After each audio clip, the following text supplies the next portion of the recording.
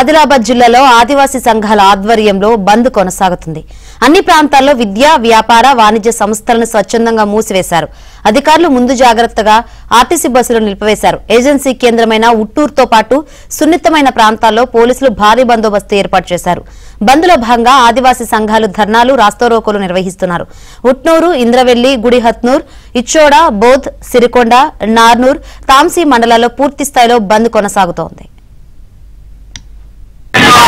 दिल्ली में बोलो, गली में बोलो, आदिवासी, दिल्ली में बोलो, आदिवासी, गली में बोलो. కొమరం భీం ఆసిఫాబాద్ జిల్లా కేంద్రంలో బంద్ ప్రభావం అధికంగా ఉంది. పోలీసులను భారీగా మోహరించారు. వాహనాల రాకపోకలు నిలిపివేశారు. జిల్లాలోని జైనూర్, కెరమేరి, తిర్యాని, సిర్పూర్, లింగాపూర్, వామ్కిడి, రెబ్బనలో జనజీవనం పూర్తిగా స్తంభించింది. నిర్మల్ జిల్లా ఖానాపూర్, పెంబి, కడెం, దస్తూరాబాద్ మండలాల్లో బంద్ సాగుతోంది. మంచిర్యాల జిల్లాలో బంద్ పాక్షికంగా ఉంది. బంద్ ప్రభావం ఉమ్మడి జిల్లాలో ఎక్కువగా ఉంది. జైనూర్ ఘటనపై విచారణకు ఫాస్ట్ ట్రాక్ కోర్టు ఏర్పాటుతో పాటు గిరిజన చట్టాలను పూర్తి స్థాయిలో అమలు చేయాలని ఆదివాసీ సంఘాల నేతలు డిమాండ్ చేస్తున్నారు.